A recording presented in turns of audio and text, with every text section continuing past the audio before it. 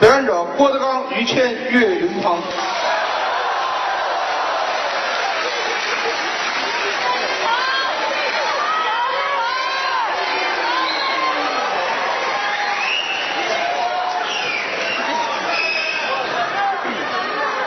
谢谢。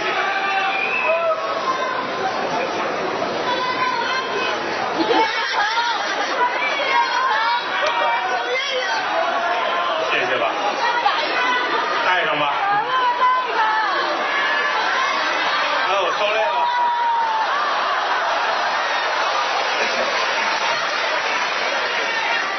戴上之后看得清楚吗？更不清楚了啊。把这个挪一下。好久不见，小姐。因为这个哎，你等一会儿，头一排有一女的说好久不见，你问问上回是在哪儿见的？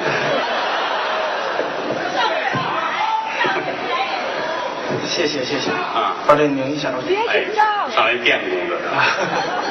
谢谢各位的热情掌声。刚才二位说了一段，说得很好。这场呢，又把我们3个人换上来了。我们3个人在一起表演的时候可是不多。是，这是我的师傅，那是我的大爷。经常啊，第一次我们3个人在一起演出，哎，实话实说，一块演这不容易。那是啊，今天又是钢丝节，对，心情啊十分的忐忑，同时呢也很紧张。上台来先跟大伙儿说点什么呢？这样吧，接下来的时间交给我师傅先说会儿吧，因为这是我的师傅，咱们不敢他在这站着呢，我嘚不嘚就不合适，不合适。哎，这是尊重我吧？他是尊重，好吧。仨人一块来不容易。对，这是我徒弟岳云鹏，师徒如父子，徒弟跟儿子是一样。能跟儿子站在一起呢，让我算进去，我很开心呢，我也很开心。该你了，该你了。我也很伤心的，我有什么可开心的我？3个人在一起呢，机会不多。是，尤其现在小岳很红，真不错啊。没有啊，没有。你要死了是怎么着？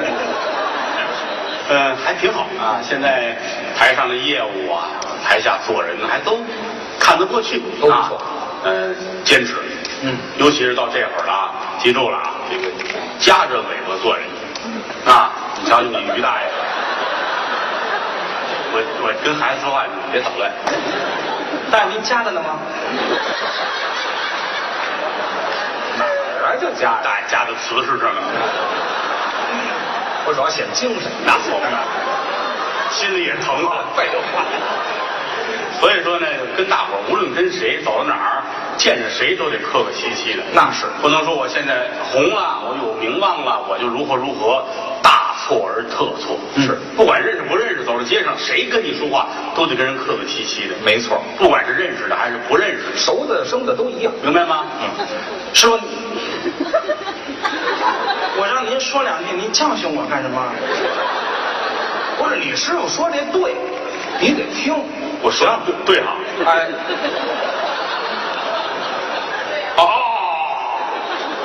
你大爷说我说的对，怎么那么别扭？这句话说的不是，我说没错啊。走着街上来一个小岳，跟人好好说话啊，不管认识不认识，客气。我有脾气，那你不能逮谁跟谁犯呢？不是有脾气没脾气，人没招你，你干嘛跟人犯呢？再一个了，正常的搭个话聊个天，说2句话很正常。包括你熟人也一样，生人都一样。也不认识的人跟人客气啊。对呀，干的是这行，不会。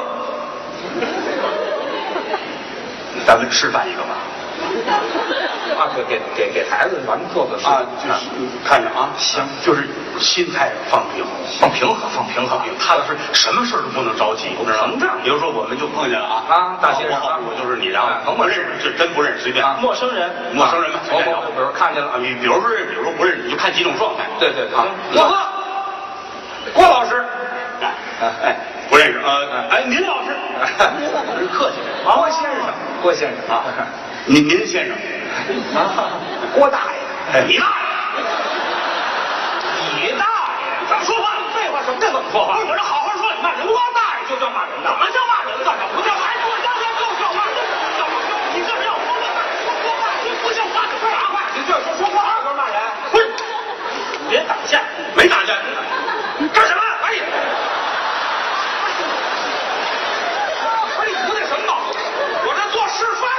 这我知道。别，有点乱。我说了，我有脾气干什么？我一劲儿告诉你，你低调吗？别打架嘛！对啊，你看师傅什么时候着过急？这不是真的吗？表演嘛。那比如说你二位特别熟呢，再示范一个。那就早动手了。不是怎么着？你才我们这是局着面子，你不是骂我啊？凭什么？我大爷怎么会骂你？我听说你大爷，你大爷，人话废话，老是大爷就骂人。你说的吗？我这废话，我这不是示范吗？不是说的示范急什么呀？行，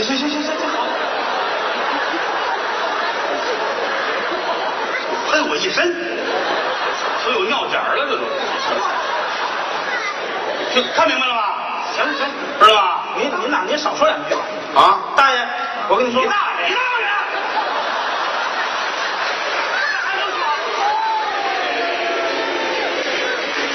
不是咱能好好说话吗？能啊，咱别提大爷啊。啊，就别说，就别提这个啊。大娘，别一说他我害臊。有你什么事？咱说这事儿，要不这样吧，大娘的爷们儿，您说一个。什么乱七八糟的？我就这么绕弯吗？那我就说两句吧，是吧？去哪儿你就说两句。他说大娘的爷们儿，人说就是大爷，你大爷！你们又提这个，不说好不能提这个吗？不是这大爷都不能说。行，这没事了。有完没完？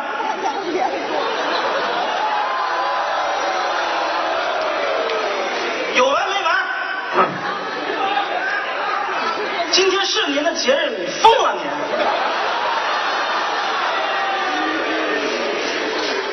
大爷长大爷短，我大爷怎么了？大爷？你大爷！你师傅骂完我就完了，你还骂我？我是尊重您呐。你大爷叫尊重你啊！不是他说大爷，你说了吗？我说了大爷。用你说呀？你眼里有师傅吗？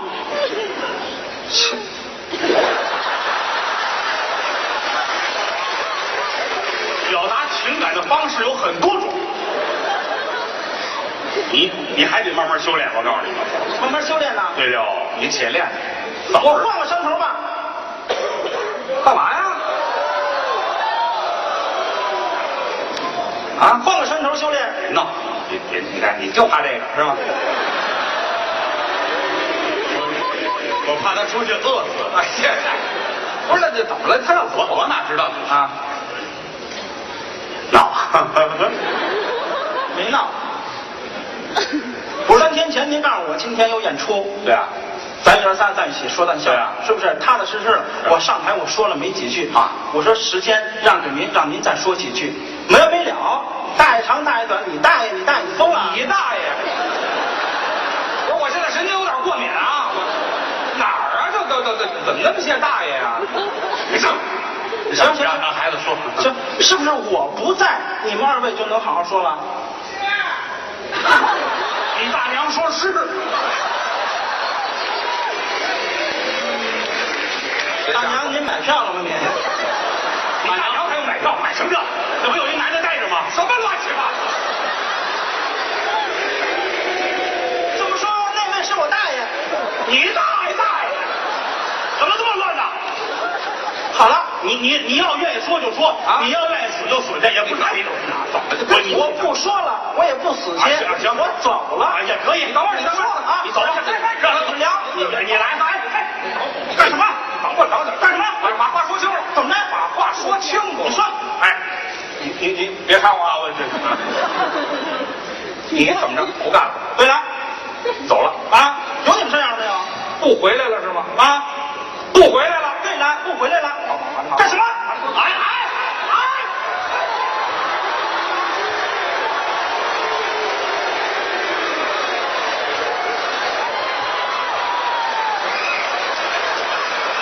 那个嫂子，您来一下，你爷们跟人打起来了。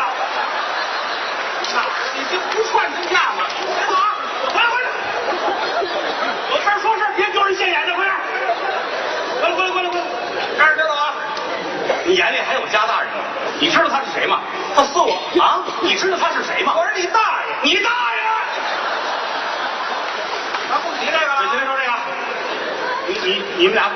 事儿。怎么了？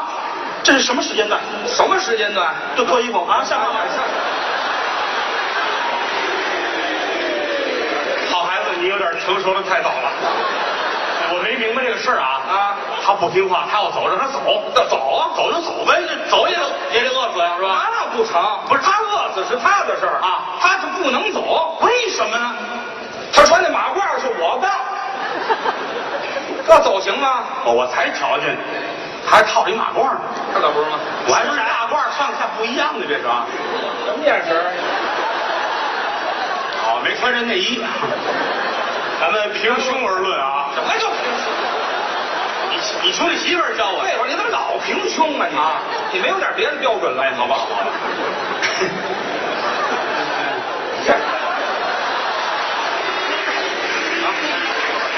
那个，咱得商量商量，少爷，你怎么这么大脾气？话又说回来了，你一走，他过来扒你衣裳，为这件马褂，这我没闹明白。出来说相声穿一大褂就完了，套一马褂为的什么呀？你让他说说。冷啊！这个事儿，这刚进39，知道吗？你什么人呢？这哪儿进39？不，你这个日子至于冷吗？好看，好看吗？好看，好看。我救不了你们了。他穿上这玩意儿真好看，瞧你们没见过世面的样子。再一个了，这个马褂是谁的呀？说，你大爷！哎，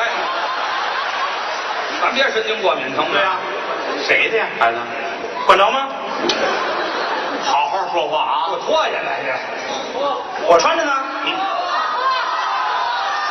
就不加钱了吗？就脱。加钱也不能脱，怎么不能脱呀？得看加多少钱了。那你谈去啊，10块就脱呀，我给你20。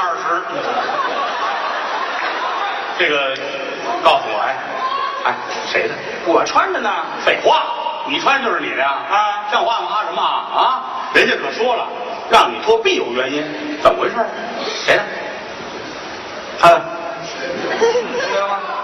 来，脱，脱。就不。什么人？你这有点不要脸啊！人家的为什么不还给人家？他撕了呢。你这像话吗？我撕了那是我的，擦了屁股也与你无关呐！我拿不了擦屁股。这有钱举什么例子呢？这人家东西，人家有随便处理的权利啊！啊，我也不白穿着的呀。啊，你给我力气啊！给钱了加钱呢？给钱了吗？给什么钱？没给钱啊？没有，没给钱，凭什么说这话呀？我穿这个对他有好处。不是，你先告诉我，你干嘛穿这么一玩意儿啊？谁还穿这个？啊，对他有好处。你对我对你我东西你穿对我有好处啊？有什么好处，少爷？我跟你说说吧。啊，你说说吧。从头说。前2天呢，人家给我一张票，杂技，人要求必须穿马褂去。我都没听说过。不是人话吗？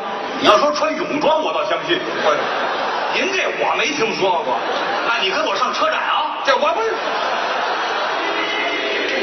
是上什么车展？不是说这个事儿呢吗？啊，这看杂技得穿马褂。人家规定了必须穿马褂去啊。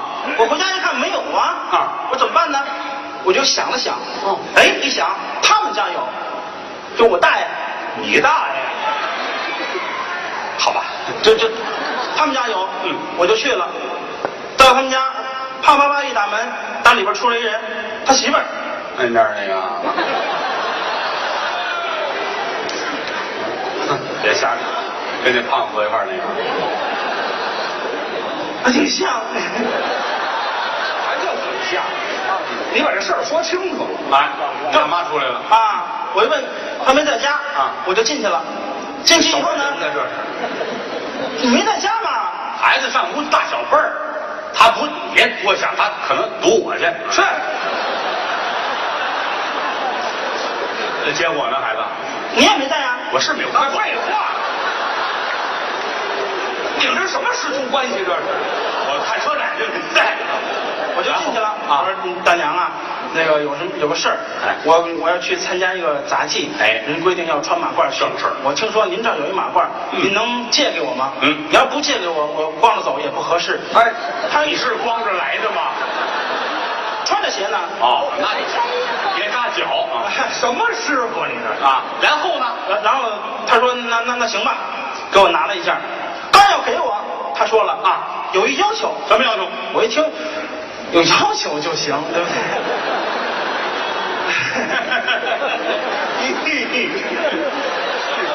我说大娘您就说，我要是能满足我就满足，我这身子板也不错。什么话去？胡说八道！你眼里还有师傅吗？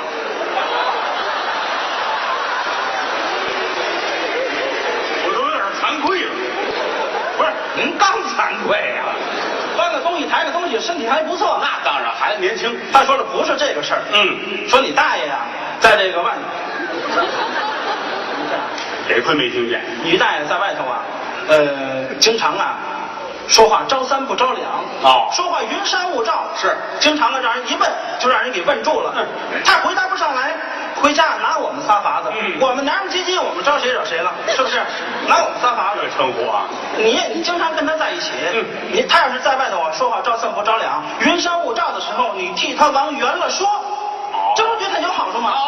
哎，孩子，这个说的很有道理，是不是啊？我来跟你说这事儿，不白穿呐。于老师您别着急，孩子说的有道理，有什么道理？上家去了，你媳妇儿说了，你在外边说话云山雾罩。你先等会儿，你先等会儿，谁云山雾罩？你听他的。你教他这么多年了，他说走就走，这话还可信吗？孩子这不没走，没走，他这话有可信度吗？谁云山雾罩？咱这么信，我说话云山雾罩，我什么时候说过云山雾罩？啊？你怎么了？不是就一件马褂吗？不是就这么一件马褂吗？啊，是，这能值多少钱啊？我这因为这个，我人品就下来，我说话就云山雾罩，你就真信啊？我怎么为了他大爷，他这么说我？好吧。我云山雾罩，我怎么云山雾罩？他说你媳妇儿跟他说，跟我也说过。哎，别听他们的，聊闲天啊！别听他。是，马褂这就是因为这么个事儿啊。马褂算什么呀？是，我给他都不要紧啊。你大爷有钱家里还是的，这过来，好的，我以为叫我呢。有话不是好好说呀？你别不好好说，干什么？你别跟我这好说，咱先说清楚啊。你还走不走？啊？你还走不走？不走。要死吧你！一会儿上好了啊！要走，你现在给我脱下来；要不走，我们这儿说会儿话啊。行，我再多穿几个月。钱财。行，知道吗？你还要吗？废话。行，你不要给我穿着呗。行，接着咱甭走，一会儿咱们再说这马褂。行，你大人，你跟孩子至于？不是我至于不至于啊？马褂不算什么啊，我说的是这事儿啊。我云山雾罩，我这么大的势力，我家里头我云山雾罩，好吧，对不对？谁不知道咱们家里这趁这个有钱？你是有钱的，这都知道啊。咱这么大产业，这都知道。有个这个天打雷劈，说什么话？天经地华，宠物乐园还是的，那多少动物我都珍稀动物多少钱？我带我这么一马褂，这倒是实话啊。我那个养的那个动物，嘿，说起我这动物来，我跟你说，一提这我话就多。高兴了，马褂算什么？嘿，我那个马，小矮马，哎，那好几十匹，特别可爱。我那个狗，哇，大，讲究养大狗矮马。您这狗比我偷那大，那这讲究过啊！哎，就我每天大的狗，哈，顶天立地。就我那个书房，我在那儿有个书房，我那书房100多平米，2层楼那么高。我天天坐那儿看书，我这狗就蹲旁边，那头顶着房顶儿。你蹲在这儿，头在那墙那儿，尾巴在那墙那儿，拿爪子扒拉你一下就杵墙上了。大狗，你还以为怎么讲究这个？每天我在那儿看书，他就蹲我边上啊。哎，我这看书不能时间长，对不对？有张有弛吗？哎，我这看1个小时准完，然后就逗狗去。哎，看1个小时，一抬这狗尾巴，一看，好，1个小时，然后收起书来，歇一会儿，逗逗狗。哎，一会儿又拿起《史记》，嘿，咱们这个历史书籍《史记》。哎，你看读的差不多了，感觉有点累了啊，感觉有点累。一掀狗尾巴，哦，1个小时，然后我们这等会儿了，行了，换一本，就做1个小时。等会儿你等会儿，一掀狗尾巴，您趁多少钱我不管啊。这个一掀狗尾巴就知道几点了。你们家不是这么看表？还是你有钱？一掀狗尾巴一看1小时了，把书就放下不读了，该玩去，一会儿拿起书看。你确定掀的是狗尾巴？啊！一掀起来就看1个小时，这事听着有点费解了。你不信？不信？你问他去啊！我们孩子知道啊，他牵着走呢。那得多长的绳子？你问他，他准知道。你可别走，我干嘛走啊？你走我弄死你！我那玩意儿，别晕跑啊！晕跑！哎，你都没那狗急的过来。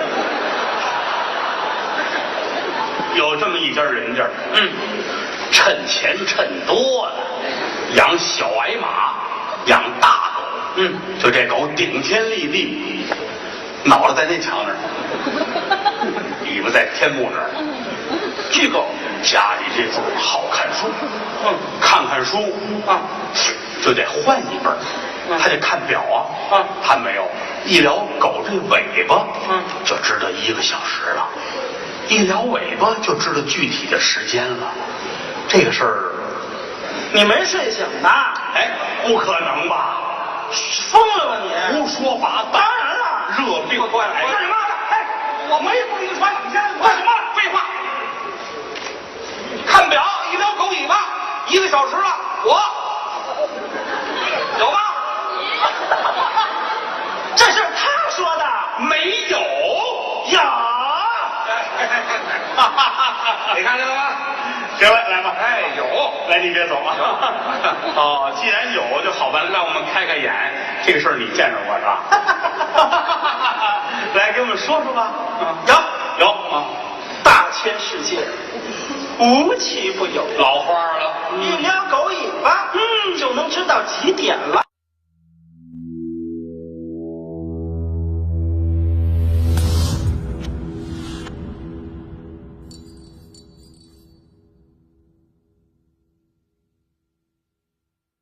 多神奇呀！神奇吗？神奇！你琢磨琢磨，为什么？你琢磨明白了，你就告诉我。哎呀，你说的真是人话呀！我问你呢，我琢磨呀，还得我说，多新鲜呐！怎么回事？你既然亲眼得见，这事儿您知道吗？我不知道啊。这事儿我知道吗？你说说吧。我当然知道了。好话呀！这件事情我知道。发生在谁的家呢？啊，于老大他们家。哦，把那个爷字儿去了啊。对呀。省得口角。对，就他们家。他们家有一个乐园。哎，都知道。宠物乐园不错，叫天经地华宠物乐园。哎，在北京大兴，什么都有。是，有马，有驴，有骡子，都是自己配。一家3口。这什么叫自己配呀？这个骡子他还演出不演了？配一部分也不像话，这不有个说法吗？这个对吧？对，什么都有。狐狸，我还有养狐狸，狐狸精还有呢。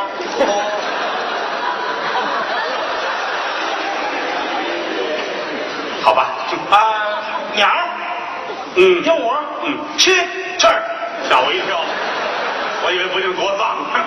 蛐蛐儿还养蛆的家里头啊，蛐蛐儿啊，蛐蛐儿啊，什么都有，什么都养。是最好看的什么？就是那个马，不是大马啊，小马，矮马，小矮马。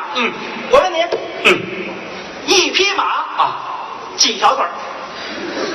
这可难不住啊。一匹马4条腿。对了，哎3匹马呢，32。你猜对了。猜对了，回来。你真以为我缺心眼呢？咱们打刚才说的是马腿的事吗？你不说那大狗，你了解看这个吗？对呀、对啊，一撩马尾巴，哎，狗，狗说狗，这报谁说的？狗主人提醒是狗，狗，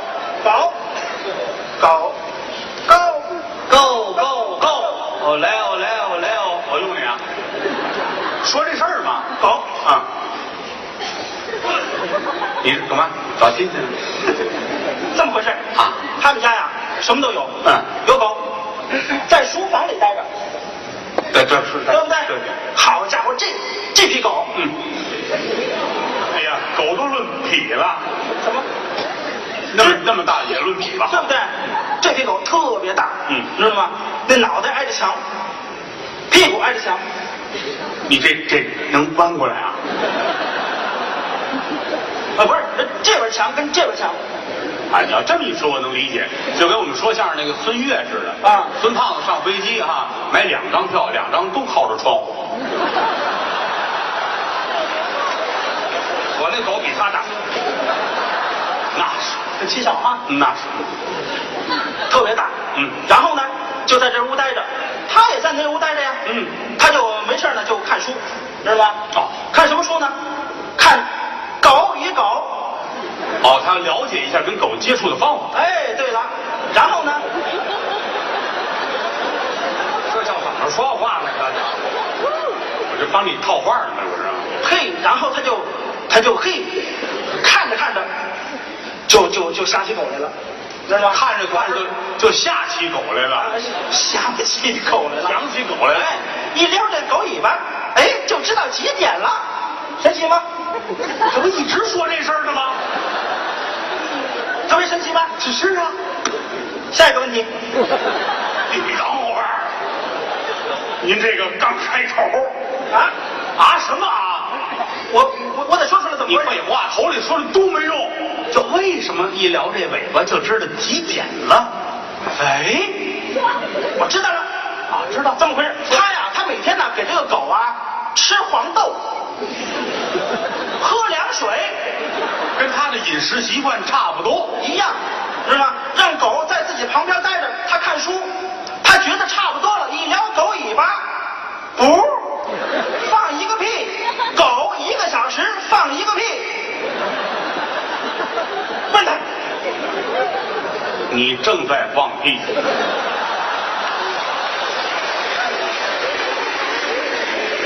甭问，这个 pass。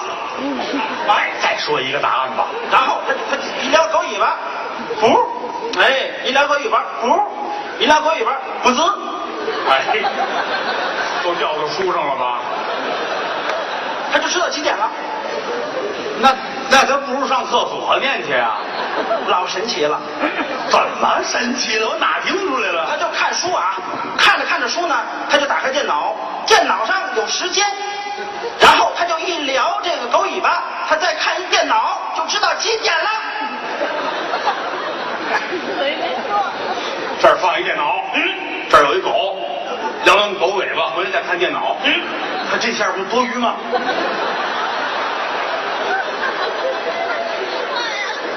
万一呢？没有。他为什么撩狗尾巴呢？您是亲眼得见。豁出去！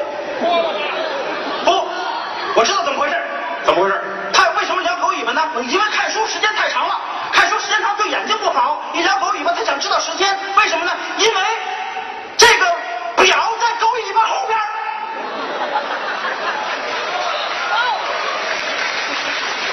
撩开狗尾巴才能够看见几点，表在狗尾巴后边。看到狗急的呀！你这是要跳墙啊？哦，你是说这个表在墙上挂着，狗在前面挡着，撩开狗尾巴就能瞧见表了啊！这是一个神奇的家庭，是这么回事吗？你看你就不明白，我狗大呀，啊，挡着呢，就跟现在似的啊，我看不见它，你躲开，我就看见了。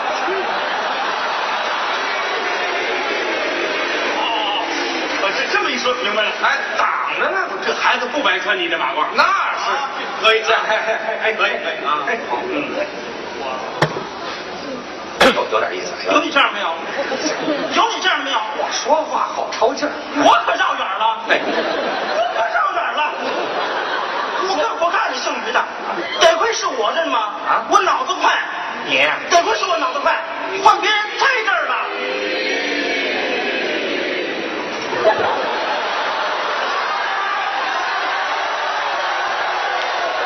这衣服撕了，换别人栽这儿了，有你这么说话的吗？不错，真是。你太绕劲儿了，有点意思啊！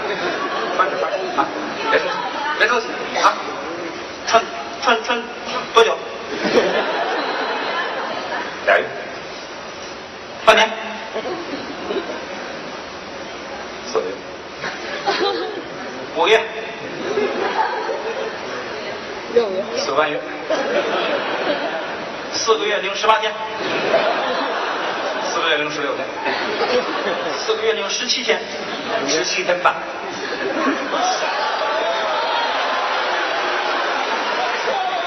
17天半，行，我来给你加半小时。还算呢，哎呀，行17天半啊！啊，你慢慢算吧啊，最好是晚上。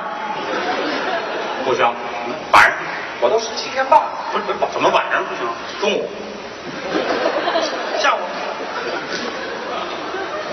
1点、 4点、 3点、 3点半、 3点20、 3点27、 25、 26。行，好家伙，1分钟你们俩还算计呢？您趁这么些钱，你在乎这1分钟啊？行了，这不是买卖生意。我的天哪，我这脑子都乱了，我都没想到。你瞧你哪想到狗大呀？啊，这事儿真行啊！好家伙，这咱那大狗那什么东西不能挡上？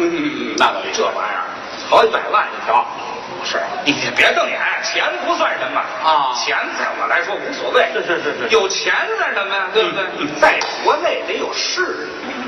你又说实话，哎，钱嘛，钱得买势力。是，哎，咱们这个啊，先有的势力，后有的钱。我都没听说过。那是谁见着咱们不得客客气气的？您在拥有这大狗之前还有什么身份？我要没有身份，谁给我这么大的狗？哎，对不对？这个大狗很有身份，咱不提狗了啊，过去了，咱就说这势力，咱就说这身份。哎，不是钱能买来的。哎，举个例子，前天我们家突然一下停电，啊，表上没字儿。哦，那是没钱了这个。哎，没钱了啊，有钱能充吗？啊，没钱能充吗？不，这都得没钱能充吗？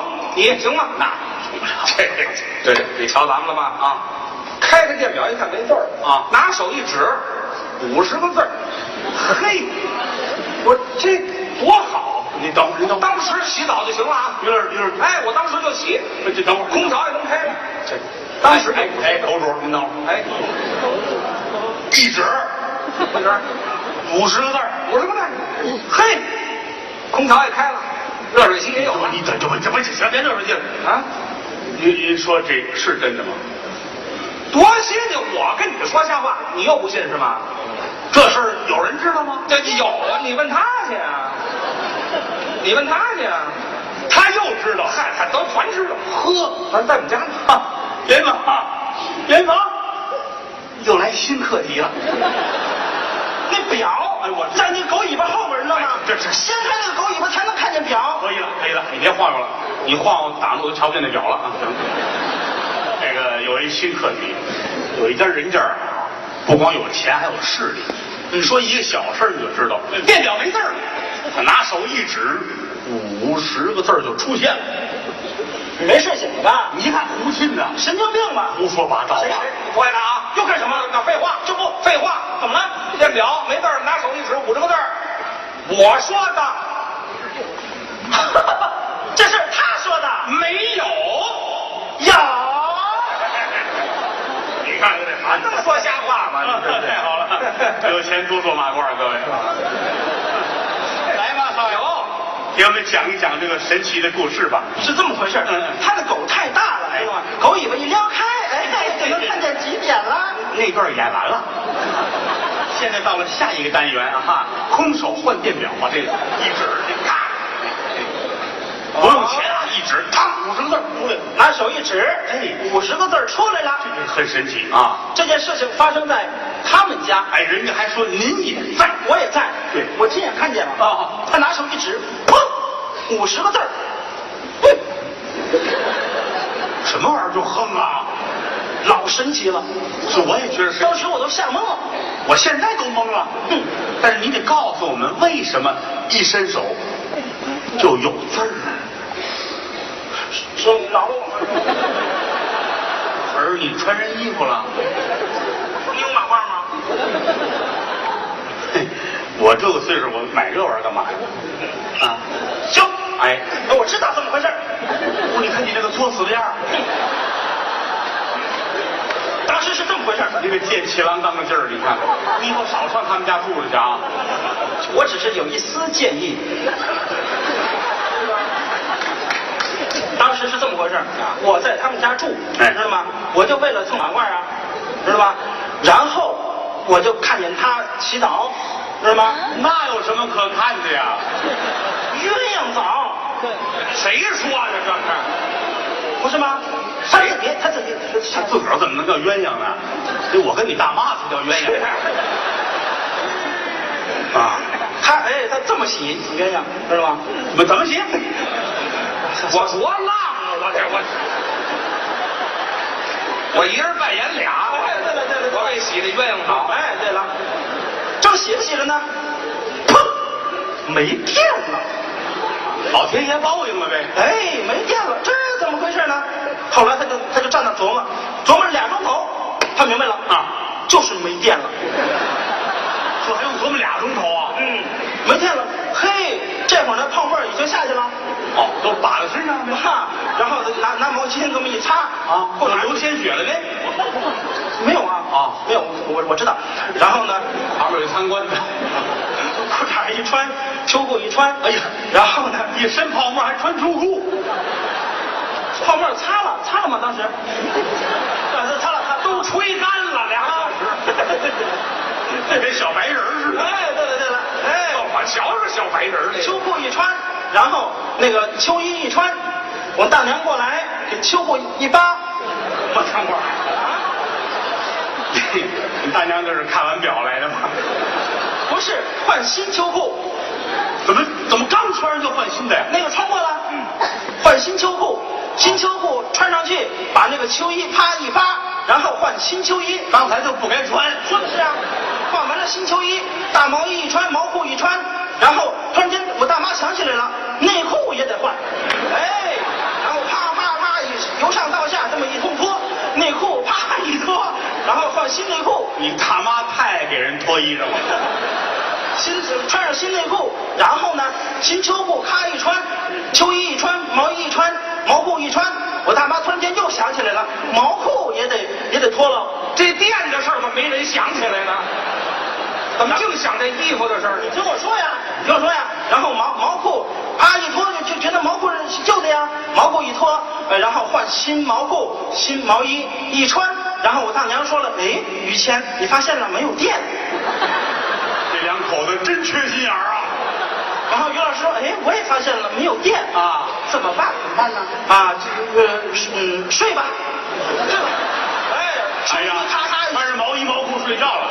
不，把毛裤、毛衣、秋衣、秋裤、内裤一脱。不是，您等会儿，人2口子脱衣裳，你就在跟前儿了。还牵着狗呢，不是外人呐。你们家真快乐。然后就上床睡，哎呦，要睡觉我趁着没电，我快走了。你也在哪？说点正事儿吗？我说的是不是那天50个字，你听我说呀，还没到这个吗？一直快点，听我说呀，等不了了啊！听我说呀啊！然后刚躺进被窝里头，我大娘说了，哎，我还没洗澡呢。我大娘就去洗澡了，然后到了浴室一发现没有电。刚才发现有忘了啊，没有电怎么办呢？哎呦，大娘说，这缺德娘们儿这脑子呀！大娘就说了，于谦，你去指一指电表。于谦就去了，拿手一指，啪就来电了。玩去！哪儿指？还有这个？刚才就指了，换3回裤衩都没想起指这个。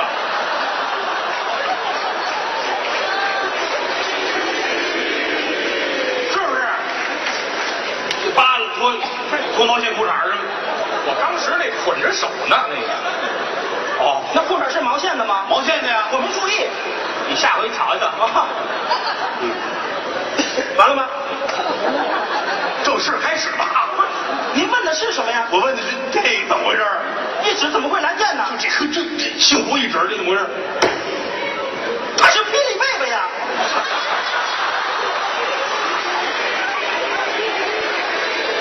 你还吃了神奇小饼干了呢？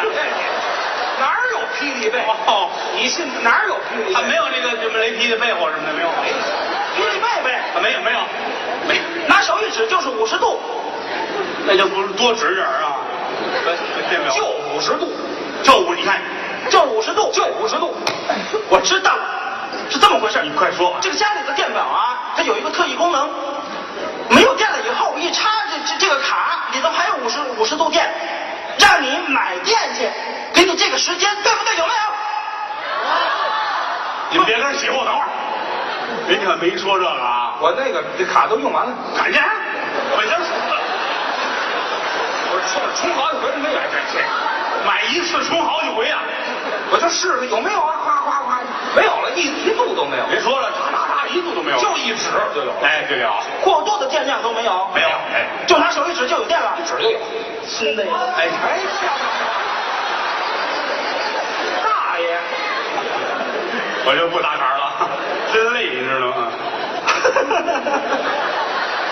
你说你为件装过，至于的吗？有这力气，哪儿都挣出套寿衣来。这叫兽医呀。这么回事？怎么回事？拿手一指，为什么就来电了呢？为什么呢？他们2口子要睡觉了，这大娘不是要去洗澡了吗？对呀，就发现没有电了。这会儿是上午，是吗？这不是刚起吗？对呀，刚起。跟于谦说了，这不是刚起吗？怎么又睡了？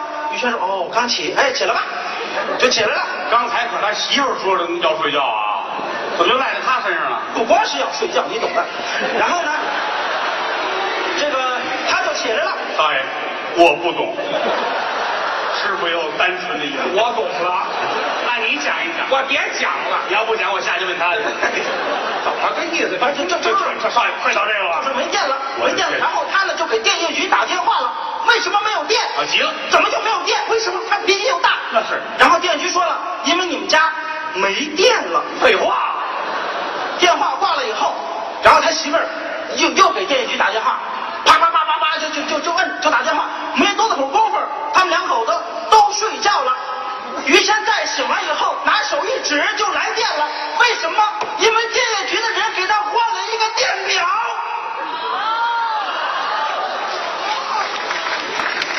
对，再换一电表，电表里带50度电。你们2口子睡觉啊，电业局就来人了啊，换完电表也没说话就走了。你起来之后一指，就有电了。这个换电表，这孙子也常来常往啊。就没电了才来呢。您太太真好客。废话，他说的对吗？当然对，电表在门外头呢，赶紧换了，赶紧安慰一下，这要死了。呀，哎，不是你要有你这样的没有？拿手一指，真拿自己当霹雳贝贝了。这是我省事儿，是不是人家给换了一个电表？也就是我这人聪明啊！我能给你圆上来，换2个人他死这儿了。出汗，你看，不错啊，行，穿着没事啊，不在乎。多俩礼拜。穿得死行吗？才3天。哎，多穿点就多穿会儿，半年，7个月吧。这无所谓，就6个月啊。哎呀，交朋友交底坎儿，死也没事，死了一指就起来啊，续50个字儿。我爱跟您聊天，不错吧？是那这电业局换的人家敬业，是，我们这睡觉人啪啪啪把电表都换。但愿广换电表，可不是光换电表啊，挺好，不错吧？哎，这就是势力，了不起。哎，电表这都小事儿，咱们就是随便举这么个例子。那，你真要说前两天美国总统送了我一小玩意儿，这叫势力。哎，您等着我扶住了，你这用不着，我这净这事儿。哎，您给说说吧。净这事儿，知道我爱小动物，那是知道我喜欢宠物啊，送了我这么一个小玩意儿。什么玩意儿呢？你说不上什么玩意儿，我连名儿都没有。这个甭说名儿，你说不上这是什么物种啊，你也说不上这什么品相，乱七八糟都没有啊，都不知道。这个长得是一个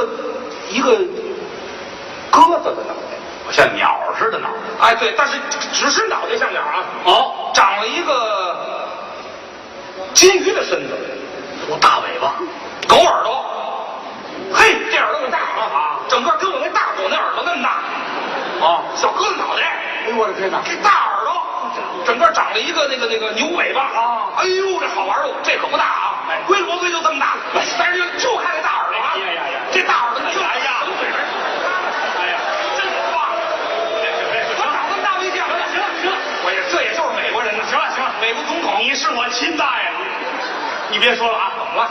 这么大一玩意儿啊，那耳朵巨大无比，就太大，鸽子脑袋，牛尾巴，就这么点儿。我的天，这事儿有人知道吗？你不信呐？我不信，你问他，你等着，约炮，会来买卖了。你说美国总统送一玩意儿，